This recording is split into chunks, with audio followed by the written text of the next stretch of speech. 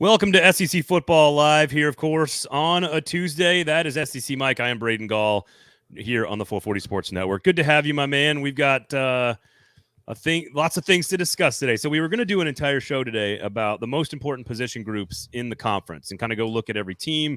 And we're still going to do that for most of the show today. We will look at the most important position groups. There's certainly plenty of them across the conference that will decide the 2024 race with new 16-team, 12-team playoff, no division structure that's coming, man. It's going to be crazy. So we're going to get into that. But we got some NCAA violation stuff to get to here in the front end. And I think a larger conversation about what it means for every team in the SEC. Michael, good to see you, my friend. How are you, buddy? I was doing well till I found out Tennessee's maybe, will they even make the play? They're going to be the number one team in the country now. They're going to be ineligible for the playoff. You know what? Stop it. All right, here is the lead of the article as reported by Pat Forty of Sports Illustrated. The University of Tennessee is immersed in another NCAA investigation of potential rules violations that is, quote, major in nature. Sources tell Sports Illustrated the case involves multiple sports and includes scrutiny of name, image, and likeness, NIL benefits for athletes. This, of course, coming off the heels of the Pruitt stuff and everything. So there's a lot of things to get into here, and there's not a lot of details. We don't know a ton of details about what's actually happening. I've reached out to some folks in Knoxville. I have not gotten any details myself.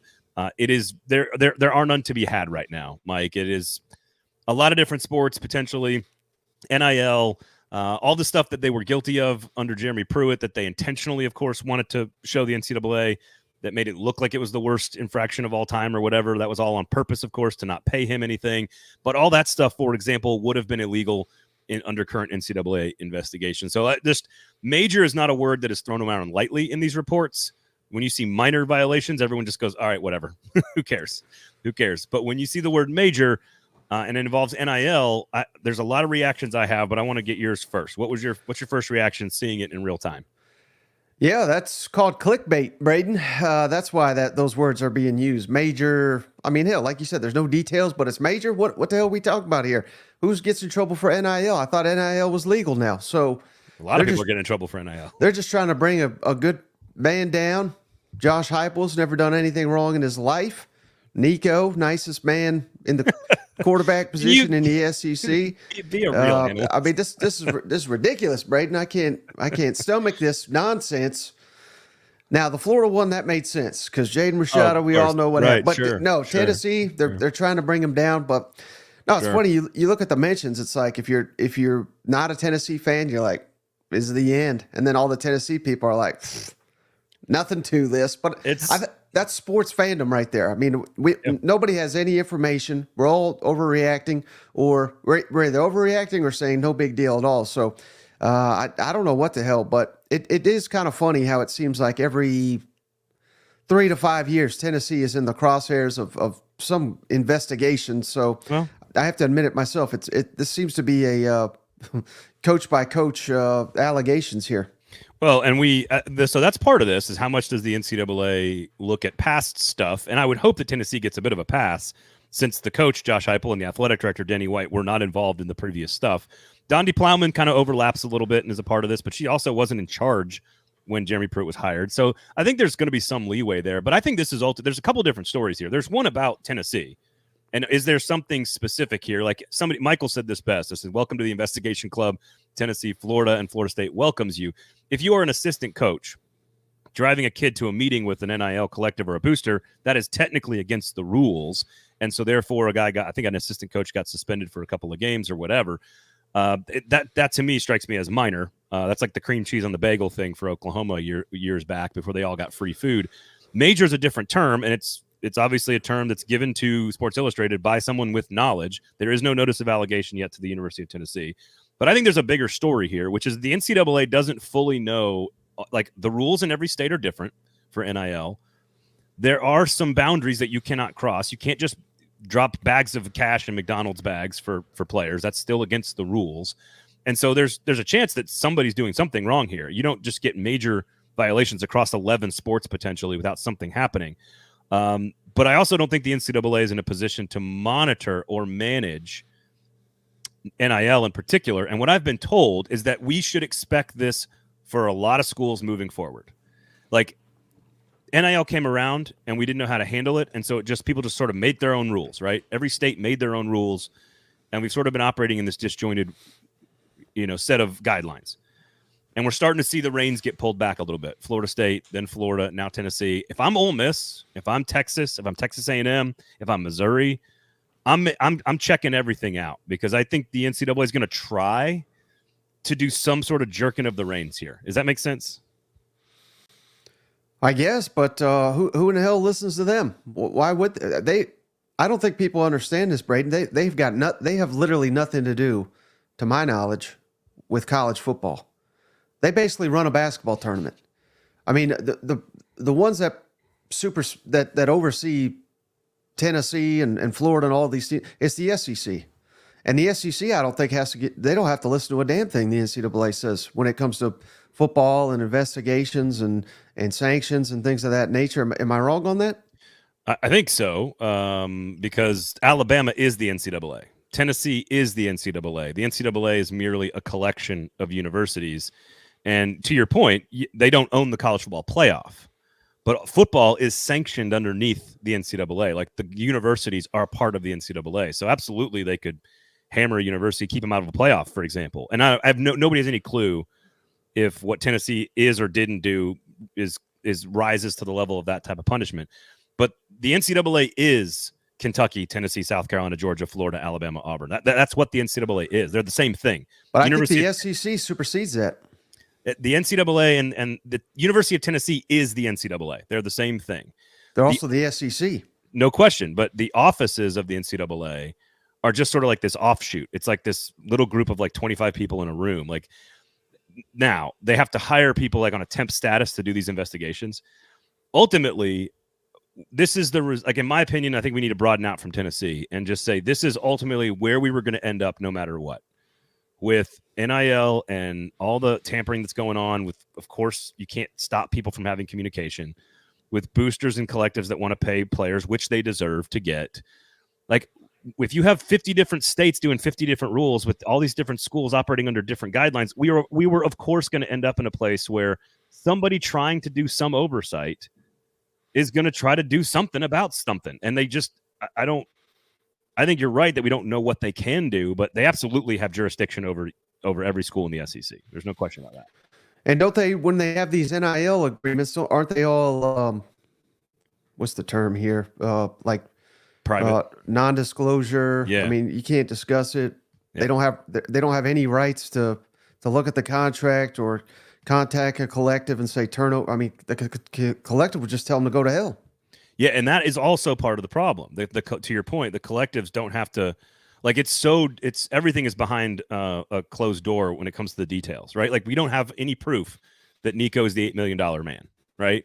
Like, we have guesses and sort of like hints and innuendos, but we don't really. The NCAA has jurisdiction over Mike's internet, it would seem. I think that's part of the problem. Like, all of this is leading to more clarity and more. Like, I don't think Tennessee being embarrassing. I don't think this is about Tennessee as much as it is. Now, maybe it comes out that they were just so egregiously, ridiculously breaking the rules that it's got to be something. But I would be worried if I'm any school that's doing NIL well. And that's not just SEC schools. That's Oregon. That's Ohio State, Oklahoma, Texas, Missouri, Ole Miss, A&M. They're all using NIL really well. And the reason that Kentucky was slow on the uptick, the reason Alabama was slower to do this stuff was out of caution. And I don't know. I think that's what you're seeing is, like, there's some overcorrection happening right now. And I just wonder who gets caught up in that. And it sounds like you can't just write off major infractions as a potential clickbait article. Ooh, twist here. Kiffin I like this. Tennessee. I like that. Kiffin would turn in his own kids. But then won't he get busted for it? I don't know. Did Mississippi State get in trouble for turning in Cam Newton? No, I mean, for all the, surely they're not doing the hell. They're getting commitments and then guys flipping. You know what I mean? Like via NIL. So there's got to be some shenanigans at Ole Miss. There cannot. There's not shenanigans at any of these places that are using the collective. But some of this, the NCAA will not. To your point, Jay Ford says, who holds the NCAA accountable? They have lost. Congress is the only one that can do it. And Congress. Oh God, you sound like these damn coaches now. Congress has no chance of organizing itself at any point to solve this problem. They don't even understand this problem. And so ultimately, this is actually the NCAA's fault. They could have fixed this 30 years ago. They could have fixed it 5 years ago. It is ultimately their fault. It doesn't mean that school X, Y, and Z didn't break rules and commit major violations across 12 sports or whatever, but it is ultimately their fault for not getting their shit in line, not getting it all organized, bringing it above board when they could have, and making it just clear and transparent and regulated and normal, because the kids deserve to get paid anyway. So this is their fault ultimately. Even if Tennessee broke the rules, it's still the NCAA's fault ultimately. Tennessee fans are going to blame Pat Forty. I just found out he was. He's the one. That's the dumbest shit ever, though. So I don't want to hear that crap. He's guilty. He just hates Tennessee. Well, if you got treated the way he did, I wouldn't like the fans either. So I got treated the same way. I love all you fans. I got treated the same way, man. I was on local radio here in Nashville when that whole thing went down, and I was like, this is like I almost quit the business because it was so awful. We never got to adjudicate if Greg Schiano was good or not. We never even got to have that conversation. We just went right to child molestation and accusing people of ridiculous things. And doxing our athletic director's cell phone number, et cetera, et cetera. It's just like the most ridiculous shit ever. Ultimately, again, if I'm Ole Miss, if I'm A&M, I think we're going to get more of this stuff, I think. From what I understand. Damn it. Guys, I put it on a tee for you. God, I remember sitting down drinking beer going, that was exhausting 2 weeks of radio. Bring it up. Let's bring it back. Please don't. I don't want to go to more therapy. Ultimately, I think this is going to still keep happening. That's all. That's, I think, what people need to know. From what I understand, there are going to be more of these. And it's not just Tennessee. It's not just Florida. It's not just Florida State. It's going to keep coming. So wait, but what was, because I don't pay attention to Florida State. What they got in some trouble, right? But it was like completely insignificant, wasn't it? Well, that's what I'm saying. Like, but they only got, that was not considered. I don't believe that was considered major investigation or violation or whatever. Wasn't that the assistant coach who like drove a kid to meet with a booster? Right. And like that's ultimately that is something that is small, but I think he got a 3-game suspension out of that. The assistant coach did. So that's not a small, insignificant thing if you take, so-and-so coach. Now, again, this seems from what I would guess from the reporting of this is that it is directed at a larger institutional thing. This is not like an assistant coach did something. This is like Spire Sports or whatever. You know what I mean? Like the volunteer club or whatever. Like this is big overarching structural things that the NCAA is going, wait a second, you can't do that. And maybe they're right. But ultimately, they created the situation. So I would be backlogging, checking texts, checking contracts. If I'm Ole Miss, A&M, Texas, Missouri, those are the ones we know are doing it really well. If I'm Kentucky, I'm not worried at all. Well, let me just say this, because again, I have no knowledge. I don't want to besmirch anyone's name, but they're already saying it in the comments. They're saying this has got to do with Nico. And again, I have no knowledge. Nobody has any idea that's true or not. But let's say worst case for Tennessee. Let's say the NCAA does something here and tries to enforce something or tries to make him ineligible or whatever they would try to do. Couldn't he just take him to court in California? Because that's where he lives. And that's where, if this happened, that's where this happened. And I mean, how quickly is a California court going to side with the NCAA? You must have me confused for a lawyer. Well, just the point being was, what the hell's the point of all this? They're just going to get destroyed.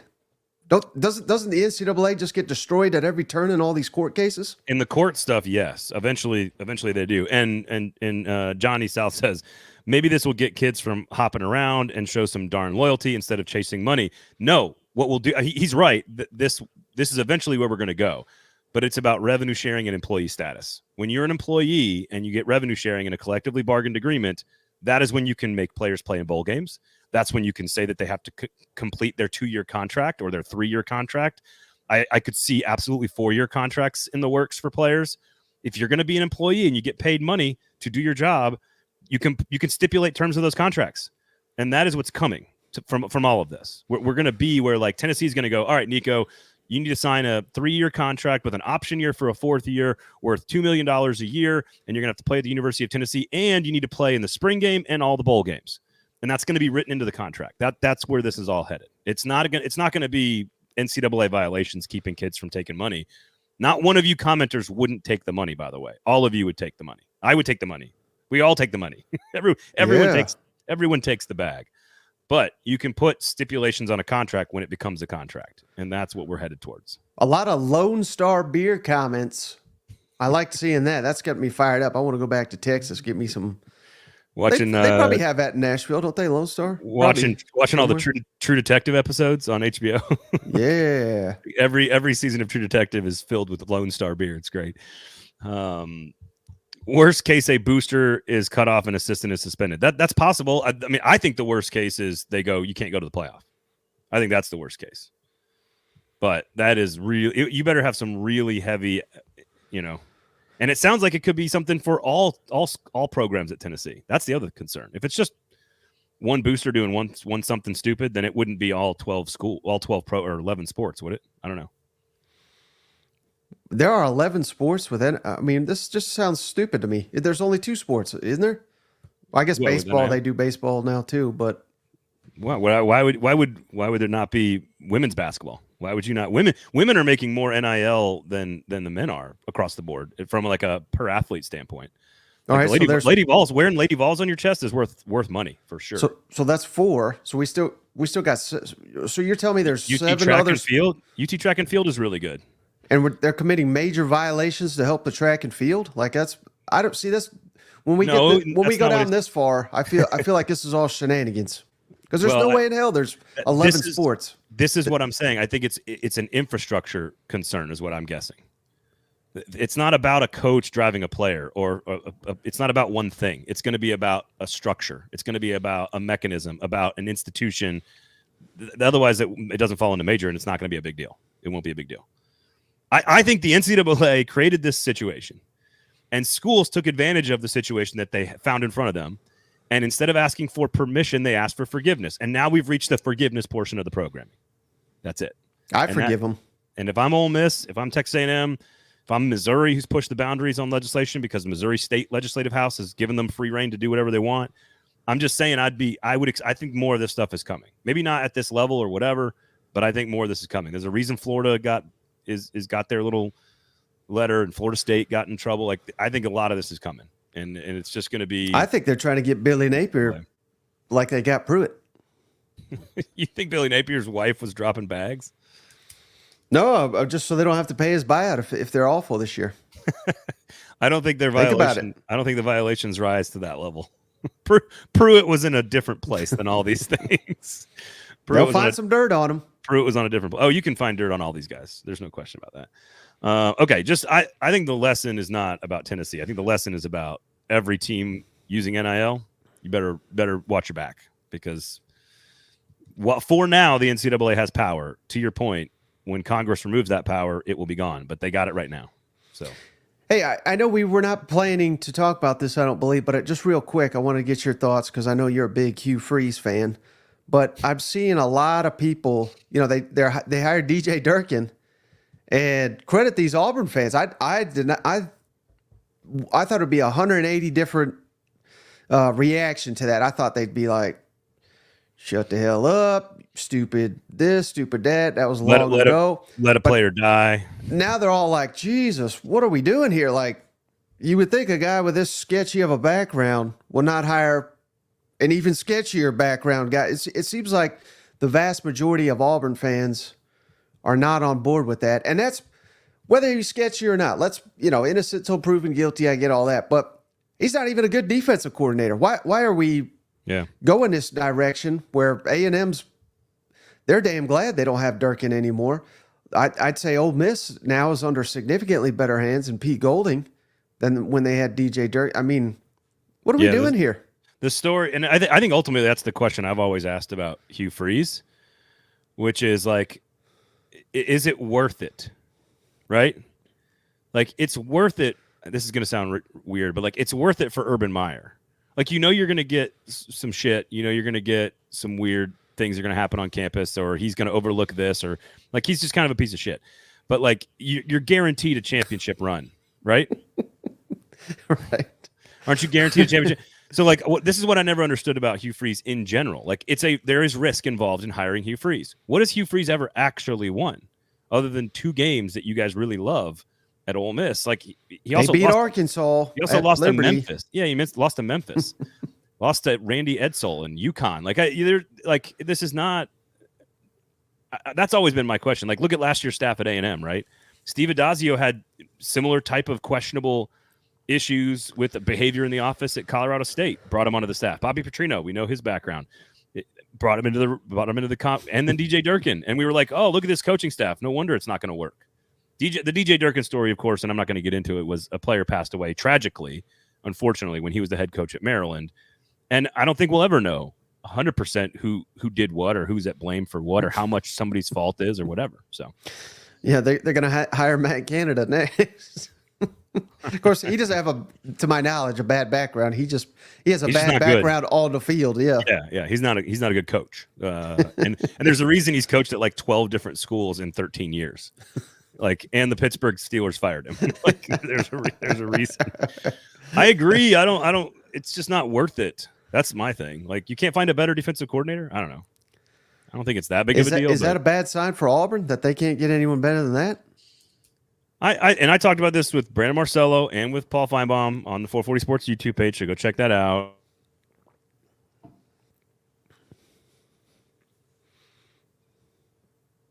Didn't want to come to his coaching staff last year for a reason. It wasn't because Hugh Freeze was forced to hire somebody. He couldn't get his buddy to come. Now he has. He's going to call plays, which I think is important. Paul told me he's just he was like, I was with him. He was just exhausted. He's just tired of the different pace of football in 2024 than it was then. And then there's like all this stuff with his coaching staff. One guy leaves to go here. One guy goes here. There's rumors about all these guys, and the volatility has never changed at Auburn. And I'm just so shocked that there's volatility at Auburn under, Yeah. It's a shocking development. So anyway, all right. Do you want to get into our story today, our real topic today? Let's do it. I want to discuss, and you guys can chime in with this, position groups in the conference that you think are the most important, most interesting, most how they develop is going to decide championships. We're going to kind of go back and forth here and kind of talk through some of these groups of players, these position groups, because, I mean, every team has strengths and weaknesses. We don't officially know what everybody's going to look like heading into August, of course, in camp. There's still going to be more roster turnover. And I assume a program like Alabama, Mike, is going to hit the portal hard in the next period and add a bunch of players to maybe address some of their issues. But I want to start with Georgia because I'm not sure where to go here with them. Because if you're asking who I'm concerned about, what position group I'm most concerned about or is most interesting or most important for Georgia, where do you go? What about receiver? Which I know they got a lot of guys. Here's the thing. Here's when I knew Alabama was in trouble. And I don't know why I was the only one seeing this, but it was not across the board by any means, but it seemed like they were so dependent on transfers coming in and hitting at critical positions like receiver, like the offensive line. And as soon as they didn't hit on a transfer, there was a major drop off. And I think we're starting to see that just at receiver at Georgia. Seems like every year they have to bring in 2 receivers. And they're signing nothing but 5- and 4-star receivers. Why are they not developing these guys? Why are they not starring in the SEC? That's a little bit of a red flag for me. I would agree with you, but I think I need to see it longer than this because I mean, Darnell Washington wasn't a transfer, neither was Brock Bowers, and those were the 2 those are tight ends, though. But they are the pass-catching weapons on the teams that won national championships. And then Ladd McConkey was very, very good, right? He was developed. Dominic Lovett, was he great? No, he wasn't. So I think that's fair to ask that question, but I think you need to give him at least another season of showing us that they can do it before you say that I'm concerned. Like, the thing you're talking about with Alabama led to Nick Saban's retirement.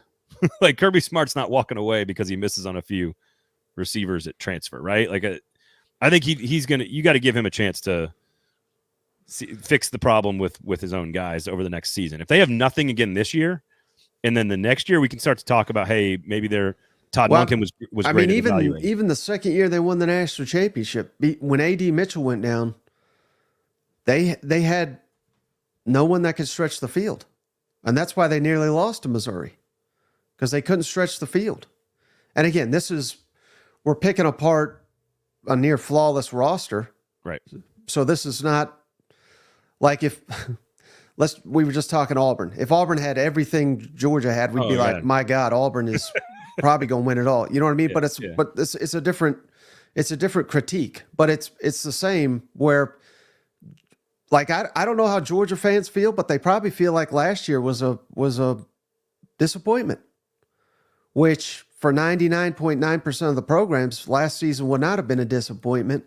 They didn't make the playoff. They didn't win the SEC. They obviously went undefeated in the regular season. But I'm not putting it all on the receivers, but you need these guys to win these crucial games, to win SEC championships, to win playoff games. And if you don't have it, you'll get exposed against a team of equal or near equal talent.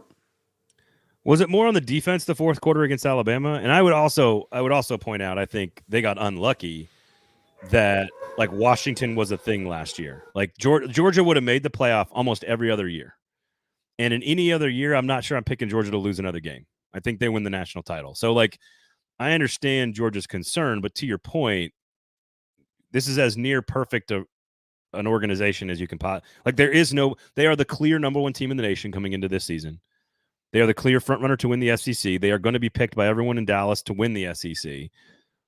I think it's worth noting, and I agree with you, if you're picking one area, when you lose McConkey and Lovett and Bowers, and then the year before you lose some of those pieces, and the running backs have moved on as well, yes, you could say, what around Carson Beck do you have that is a definitive star? Certainly you cannot replace some of those names. But I'm just willing to give Kirby a chance here, because I think they would have made the playoff last year and maybe won the whole thing if it was any other year, if that makes sense.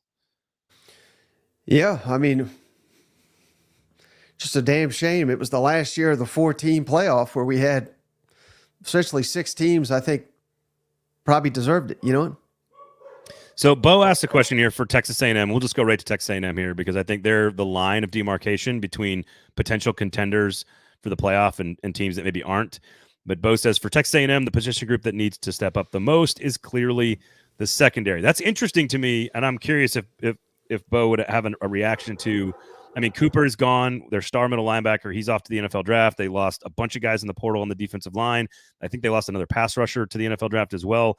Is the secondary a bigger concern to you than the front seven, the defensive line? Where are you at with Texas A&M? Because I do think this is the team that is sort of straddles the line between the bottom tier of the conference in 2024 and potentially the top tier.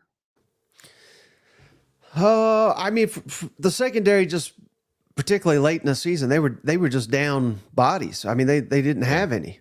You could say the same thing for receiver too. So I don't necessarily throw them into that category just because they were just devoid of I was going to say talent, but it's literally what I said, body. I mean, they were devoid of bodies back here. So they got the guys. Yes, that's a question mark. But for me, I got confidence in Mike Elko to kind of, it's not like he's going to wave a magic wand or anything and it'll be fine. But I think it'll be significant improvement there. I'm more concerned about offensive line. In a new offensive system, we get our quarterbacks killed every year. And literally, I mean, it's a running joke at this point in time, where guys are just we're losing quarterbacks, starting quarterbacks annually at A&M. So I think that's of more concern. That's the biggest thing I want to see corrected year one, because they got talent, they got players. Had to get rid of god-awful Adazio there, get in a quality offensive line coach. And if we can steady the offensive line, I have more confidence that the defense under Mike Elko will figure itself out. And I don't even know who's going to be playing back here. Weepier, I think I got that right. I'm a Vanderbilt fan. We need our quarterback, running back, wide receivers, O-line, and probably the entire defense to step up if we want to make a playoff push. I think we can do it. Excellent comment there. I think, look, the best Texas A&M did under Jimbo Fisher was the year he got the best offensive line play. And subsequently, the year they got the best offensive line play, they got their best quarterback play. Some of that was because Kellen Mond was a veteran at that point. But that season was the year they finished 5th in the playoff rankings in 2020. So I think there's going to be how quarterback is almost always the easiest answer for teams that have a battle coming into the spring. Offensive line is turning into like the new quarterback, where you can just be like, yeah, that team's got a major question at offensive line. And almost all of them that aren't on the top tier do have questions. Georgia, no questions at offensive line. So, yeah, no, I think that's fair. All right. I want to know, what team did you, of the teams that are contenders, like the top 6, 7, 8 teams or whatever, which one did you have the toughest time zeroing in on a particular position group? Because I've got an answer. Does that question, you follow me on that? Yeah, but, well, how about you list out your contenders first? Georgia, Alabama, Texas, Ole Miss, Missouri, Tennessee, Oklahoma, LSU, that top half. Not Tennessee, huh? I said Tennessee. Oh, okay. Thanks for listening. I mean, they will be banned from the postseason for 3 years, but that's fine. Don't worry about it. Probably Texas and Oklahoma, because I'm still trying to figure them out. Yeah, I don't quite have quite a feel for them like I do the others. I think Oklahoma's got a very easy one. So let's go to those two then, because Ole Miss is the one that I had a difficult time with. So I want to get back to Ole Miss, but I think Oklahoma it's very easy, and you've talked about it, I've talked about it, and yes, Purple Orca already.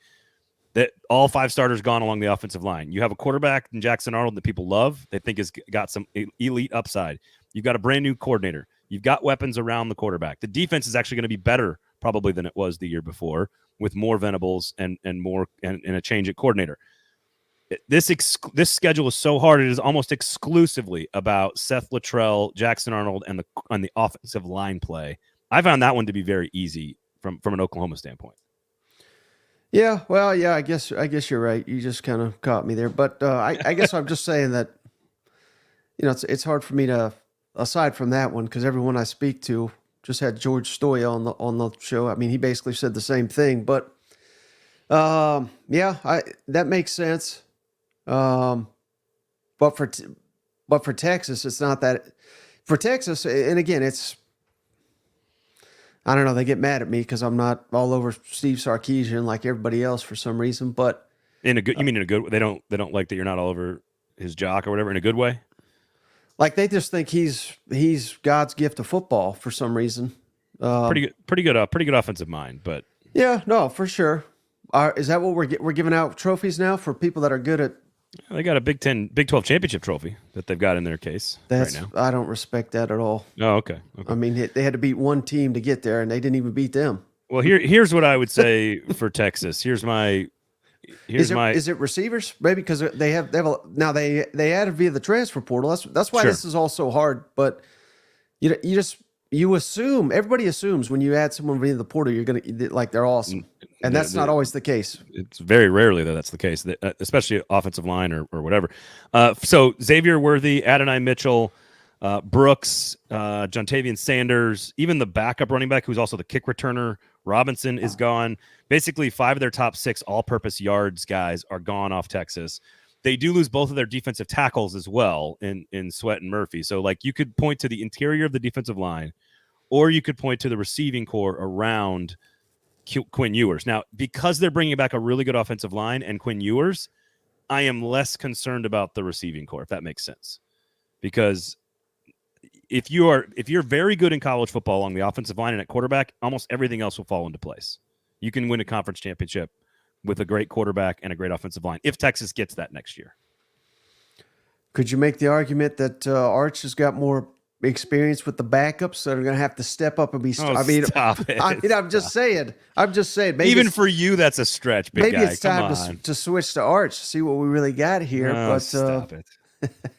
Stop it. Quinn Ewers has gotten better. He's reigning champion. They put up record numbers against Oklahoma State in the Big 12 championship game. So wait, they do lose a lot around him. Could Quinn Ewers be better? Maybe significantly better but not be as productive because of all the uncertainty around him. I think that's absolutely the case. Yeah, absolutely. You could be better. He could progress as an NFL prospect and make better decisions and be more efficient, and the production and the numbers not be as good, and Texas lose more games. Also, the schedule is harder. Let's just be honest. The schedule is more difficult now. So I agree with that. I think that's actually what I would pick to happen but they are a preseason top 5 team right now in America. They got one of the easiest slates in the SEC though, for some reason. Yeah. The defending national champs up there. Well, that's true. That keeps them out of the playoff. That one non-conference game could keep you out of the playoffs. So, Vanderbilt, Mississippi State, Arkansas, Kentucky, Florida. Those are all bottom half teams. They're going to be favored in every road game. Oklahoma, Georgia, A&M. All you got to do is go 2-1 against Oklahoma, Georgia, and A&M. If you go 2-1 against them, you still probably get to 10-2, which probably puts you into the playoff. I just feel like minimum. How often can an SEC team say favored in every away game? That's Georgia and Alabama territory, you know what? And that's probably it. So we're getting some comments here about the secondary. I think they put a couple of guys into the NFL out of that secondary. Defensive tackle it's hard to lose those 2 guys and not have that be the biggest area of concern. But the bodies they got coming back, the recruiting. Also, keep in mind, they lose Bo Davis, defensive line coach, to LSU, and you're replacing your 2 nose tackles. I lean towards that position more than the supporting cast to yours. Because I trust, it's sort of like you're trusting of Elko, right, on the defense for Texas A&M. I trust 𝙎𝙀𝘾 and a veteran quarterback and a good offensive line to solve problems. It's hard to replace 700 pounds of dude in the tackles and your defensive line coach. That's a lot to replace along the defensive line, and that could be the difference in 9-3 and 10-2. What do you think is more? I'm trying to search for the word here. More likely, that's probably a poor choice too. But that Texas comes into the SEC with something to prove week in, week out, or that these SEC teams want to just beat the shit out of Texas and be like, yes, this ain't the Big 12. Which yes. one is more likely? Yes. Answer is yes. No, you got to pick one. You can't pick both. The answer was the same for last year. Like, is Texas motivated to beat the shit out of Big 12 teams as they leave the conference, or are Big 12 teams motivated to knock Texas off on their way out of the conference? And the answer was both. So I think the answer is both. Texas comes in with a large chip on its shoulder and losing in a playoff game, a huge chip on their shoulder. And the SEC teams have a huge chip on their shoulder saying, welcome to the conference. Now, traditionally, when teams step up in competition, it takes some time. TCU goes into the Big 12. They didn't go 12-0 every year. It took some time to get back to being very, very good. Let's pick a loss here. Let's pick a Michigan and Georgia. Non-Georgia, non-Michigan. I'm saying SEC that they are. Oh, they could lose to A&M. They could lose to A&M easy. I'm telling them right now, you can't go through this league win. They all think they're wins. Everybody does this, and then they could go 9-3 and 3 losses. They could beat Michigan and then lose to Oklahoma, Georgia, and A&M. Arkansas, to Bobby's point, Arkansas, that's a huge old rivalry. Beat them last time up there in Texas, I believe, or up there in Arkansas. How about Kentucky down in Austin? It doesn't scare me as much, but aren't Kentucky you big Brock Vandegrift? Haven't you been griffed yet? No, I don't know. Vandegriffted? I don't know what that means. I'm trying the grift is real. Yeah, that sounds negative. They're gonna have a saying if he's awesome, like he just got brocked or something stupid. I hope not. That sounds bad. All right, take the schedule down. I think they could absolutely go 9-3 and be almost as good as they were last year. But Utah goes into the Pac-12, dominant team in the Mountain West. Takes some time before they get back to being Utah. It almost always takes time. Now, is this the same upgrade? It's not the same as going from the Mountain West to the Pac-12. Texas was 12-1 last year. They beat Alabama on the road. So, what does it look like? I don't know. All right, give me Ole Miss, though, because I'm curious. I had the tough time with Ole Miss because I think there's a broad question of overall talent. Like, is the overall talent good enough to be a championship contender? I still have a major question about that. I can still ask that about Jackson Dart. I can ask that about Lane Kiffin. Mm-hmm. But collectively, I don't find a glaring weakness. Is that where's your concern with Ole Miss? Running back now. And I think it's funny. They think it's just going to be plug and play. Lane Kiffin's awesome. Yada, yada, yada. I mean, we're not playing for stats anymore. We're not playing for scoring 40 points a game and then losing. If we do that, this is a horrible year. Like, this is playoff or bust. And then not even just making the playoff. I think they expect to win a playoff game or two or compete for a national championship. And without Judkins, I think that may lose them a game that they're not expecting to lose because he's just such a beast. More than anything on defense, that concerns you? Yeah, because that's not their game anyway. I mean, they're going to give up against quality teams. Right. They're going to be giving up 20 to 30 points probably a game. But doesn't that get them in a close game with an elite team? Like, I mean, if you put, again, the Alabama game, right, this past year, there, and maybe, I don't know if Judkins would have made, if you say that Judkins is the difference in a game like Alabama, but like they only gave up 24, but that was enough. Like they couldn't, I don't know, maybe I'm making your argument for you. I don't know. But it's interesting. I just couldn't find a glaring many games like that. You can find good running backs though, and you can develop good running backs. Maybe not as good as him, but well, okay, maybe you're right. We're not trying to be good. We're trying to be elite. I thought that's what this all year was about. I'm the one. I agree, but I don't think they can. I don't think Ole Miss can do that. And not because they're Ole Miss. Stephen Lassen's point. Everybody likes to devalue these running backs. I didn't watch a lot of Michigan, but the few games I watched, they had two, particularly the national championship game, two good running backs. That's because they devalued him. That's what Ohio State has. You know what I mean? It's two. Oh yeah, they're following that blueprint. No. Ohio State has two elite All-American running backs. Donovan Edwards, who broke off the 2 long touchdown runs for Michigan, had been dropped to the 3rd team. He was benched. Michigan like I said, I watched 2 of their games this year, and he looked good in the one. You know, he was great. Corum is a stud.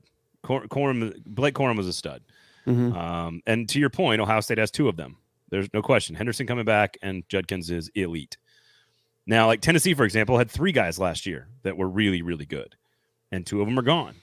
But I trust Dylan Sampson to be pretty damn good this year, so I'm not as worried about that. Missouri, where are you at on Missouri? What are you worried about?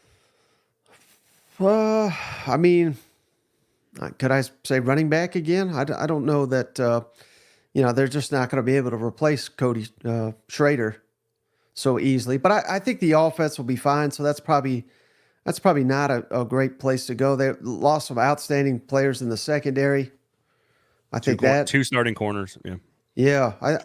That's probably where I'm at because particularly with a new defense of coordinator, hopefully the system doesn't drastically change, but I was slightly disappointed in Missouri. I mean, and that's hard to say because again, we're grading on a curve here. They just won 11 games, but I was slightly disappointed with Missouri's defense last year because they were so good 2 years ago. And I won't say they held them back because clearly they didn't, but I thought they'd be one of the better units in the SEC. And again, not that they were bad, but they were not elite, if that makes sense. Yeah, but that's my question about Missouri and Ole Miss as programs. And they're just sort of the cutouts right now that take the place of like, don't recruit in the top 12 programs. Can you ever have elite talent? And I don't know if you can. I think you need special things to happen and finding a Cody Schrader with Brady Cook and Baker as coordinator. And my question about Missouri is veteran leadership on defense. You lose 2 senior corners, a senior middle linebacker in Hopper, and you lose an edge rusher in Robinson. I think it's about the veteran leadership on the defense that, to your point, they weren't elite, but you're losing your coordinator and you're losing some of your veteran pieces that kind of keep everything in place. That's my question. Now the schedule sets up nicely for both Missouri and Ole Miss, but I think the reason Ole Miss is ahead of Missouri in rankings and early preseason rankings is because of the veteran leadership that Missouri is losing primarily on defense, but on both sides, honestly. But I think it's the back 7, if you want to call it that, in a year where quarterback play is going to be really good in this conference. Your back 7 you're losing a star linebacker, 2 starting corners, safety. That would be my concern, is the veteran leadership off the defense. That's my question. Yeah, fortunate for them, they don't have to face Nico. You know what? Yes, because the defense struggled so mightily with the Tennessee Volunteers last year. Nico didn't play. He's undefeated against Mizzou last I checked. Yeah, sure. All right, Alabama. Let me go to Bama here. And if I misspoke on Lovett, I apologize about that. I didn't know if he was coming back or not. So I said corrected on that one. Alabama, wide receiver, defensive back, offensive line. What are the three you're going? What are the three you're going for? Yeah, I mean, I think people want to go with quarterback, but I don't think that's right. I think Jalen Milroe's pretty. I'm telling you, they hate him. Who's they? Who's people are telling me watch for Ty Simpson. I'm like, oh my god. Okay, but I think they're fine. I'm with you for the record. Jalen Milroe's awesome. And they got a quarterback whisperer and coordinator that are going to maximize his talent. So I think probably receiver, knowing what DeBoer likes to do. I mean, how crazy is it though that offensive line, receiver, quarterback, and maybe arguably running back all downgraded from where he was at, knowing that he's at Alabama now. I mean, that's crazy. That's crazy. Crazy. Receiver, yes. Quarterback is it's about even. Michael Penix? I think so. Do we need to play the Texas tape? Offensive line is you mean his second ever career start? Give me a break, dude. No, I'm saying Penix against Texas. You're saying, my God, that was like a clinic. He looked like no. out there. Penix, well, right, but Penix is a fifth-year senior with elite receivers and the best offensive coordinator, and Jalen Milroe was in his second game with Tommy Rees calling plays. I think there's some context that's important to remember here. I think Jalen Milroe is the least of the problems for Alabama that I'm worried about. So I don't even it's still a downgrade. Fine, but a slight one. The receiving core is to me the offensive line is the biggest question.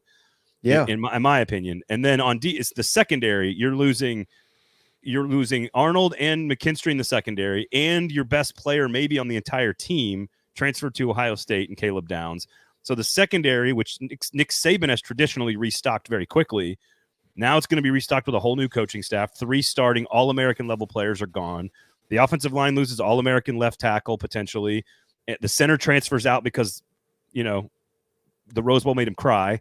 And then they got guys going, and then Latham's going pro. So they've got like 4 new starters on the offensive line, an entirely new secondary, and who's the receiver that is the star playmaker? There are Milroe is the least of their concerns. The quarterback is the least of their concerns. Like the new, I guess Washington, you could say, but I was really going to say Ole Miss, where they're not going to get these low. They're going to try to outscore you. That's why I think receiver is a bigger issue because.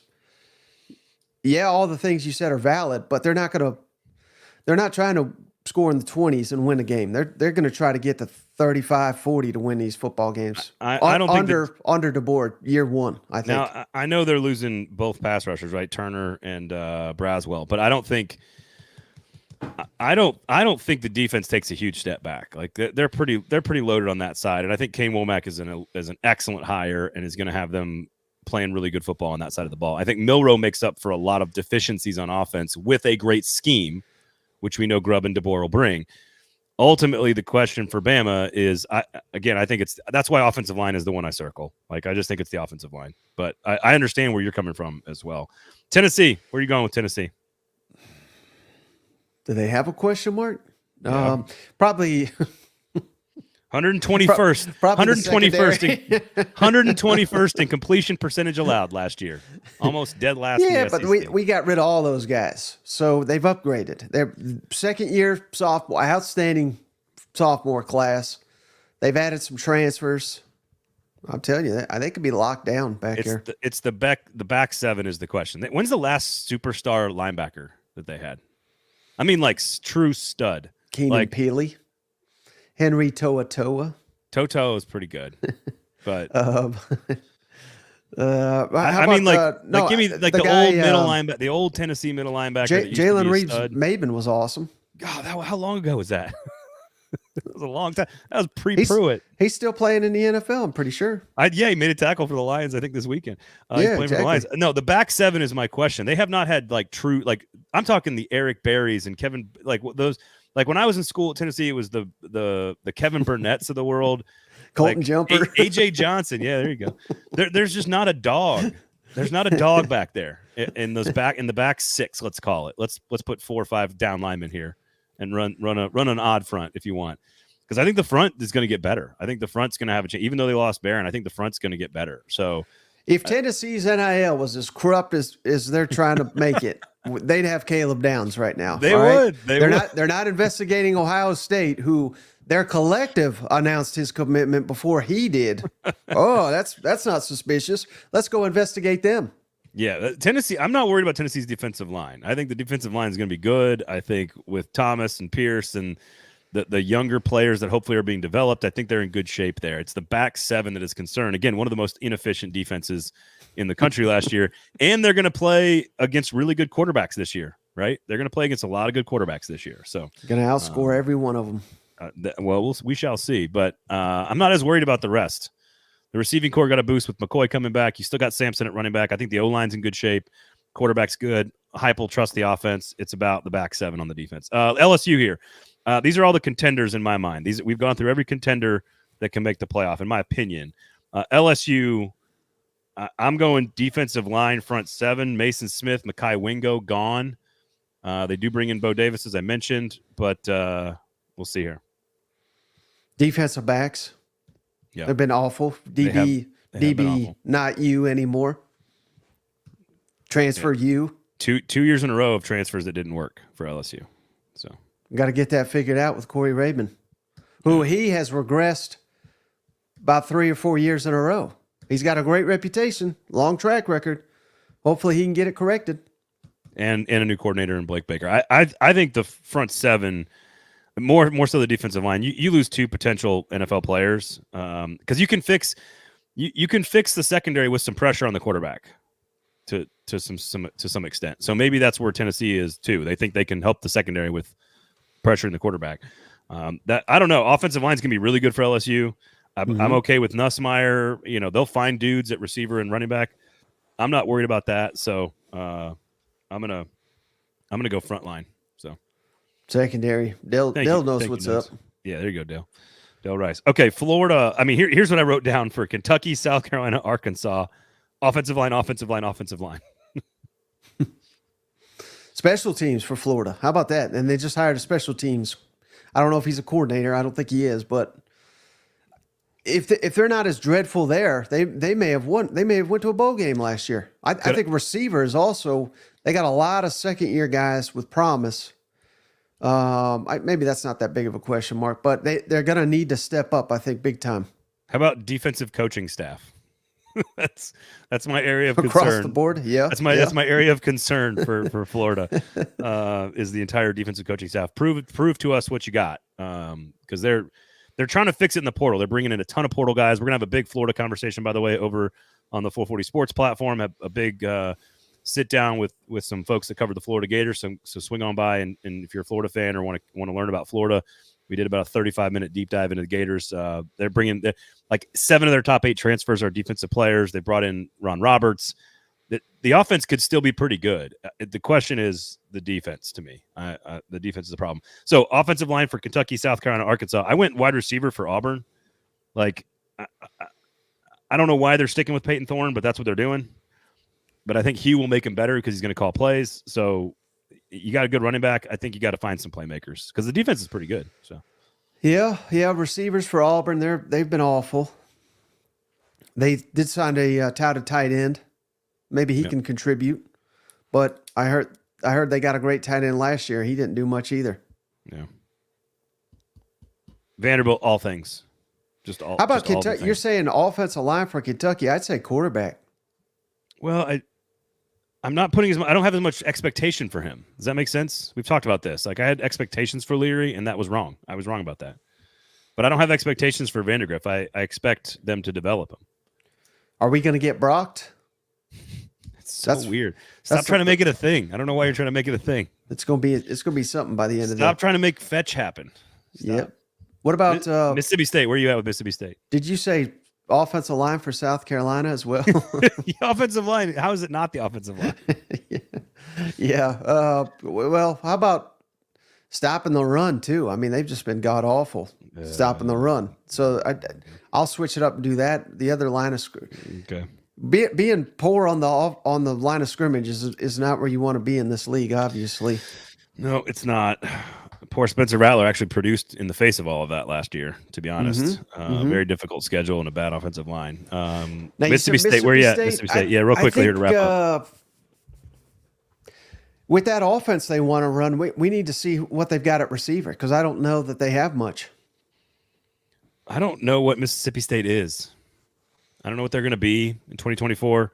I know what system Jeff Levy wants to run. I know what kind of offense he wants to execute, but I don't know. It feels like they're yo-yoing back and forth from identity to identity, and I don't know if they know what they are yet. If that makes sense. And I know that it's like a constant running joke where those fans get so damn mad about getting picked dead last in the West, even though they rarely got picked dead last in the West. They won't be picked last in the West this year. Well, that's true. So. But if we were doing it, I mean, they would be clearly slam dunk last projected, right? And, or would you put Arkansas there? Vanderbilt's 16. Mm-hmm. I think it's a debate. I'm saying just the West. I'm saying just the West. Oh, I mean which doesn't exist anymore. South Carolina. I think South Carolina, Arkansas, and Mississippi State are three teams that are on the same tier. And so if that's your question about former teams in the West, then it would be Arkansas and Mississippi State. I don't know who I like better yet. I need to see how the rosters turn out. Yeah, I have South Carolina slightly ahead of Arkansas and Mississippi State, but I could be convinced of any of those teams when we go to Dallas and pick our ballots. I'm not sure, but I don't think I'm going to have anybody in the bottom four other than those four. Vanderbilt will be last. I think the next tier is Kentucky, Auburn, and Florida, and I haven't figured out. There's still a long way to go before we figure out between those three. And then I think there's another tier of playoff contenders, and then there's the top tier, which is like Georgia, Alabama, Texas. Did we do one? I don't think we did one for Arkansas, did we? Did you say offensive line? I said offensive line for me is the key. So it's just offensive lines everywhere. It's offensive line everywhere. A quarterback for me. Yeah. Quarterback and offensive line are now like the easiest answer to every, hey, what's your team's biggest question? It's almost always, if you have a starting quarterback, it's offensive line. The number of teams that have both is just very small in college football now. Like in the SEC, how many teams have an established star quarterback and a really good offensive line? Georgia. Maybe Tennessee, but that's a maybe with the quarterback. Texas, yes. Other than that, there's a question for Alabama at offensive line, Oklahoma for offensive line, LSU, Garrett Nussmeier is the question. Maybe he's pretty good. Ole Miss and Missouri are kind of two established quarterbacks. Offensive line should be good. Right. But there's not many teams that have both. And that's around the country, not just the SEC. So, all right. What else you got? I got to get going Major violations coming. Tennessee. I'll tell you who doesn't. Arkansas. There you go. All right. Well, thanks to everybody for listening. Check out the 440 Sports YouTube page. We got shows coming up. We got preseason rankings about all the teams ranked in our preseason top 25. We're going to have those up on the website. We've got a big deep dive into Florida. My conversation with Paul Feinbaum, Brandon Marcello, Josh McQuiston, Jeff Ketchum. All that stuff is over there on the website. We got all kinds of fun stuff, hopefully, for you SEC football fans. So give us a subscription. We would appreciate it at 440 Sports, of course, on the YouTube. For Michael Bratton, I'm Braden Gall. Thank you for listening. This has been SEC Football Live.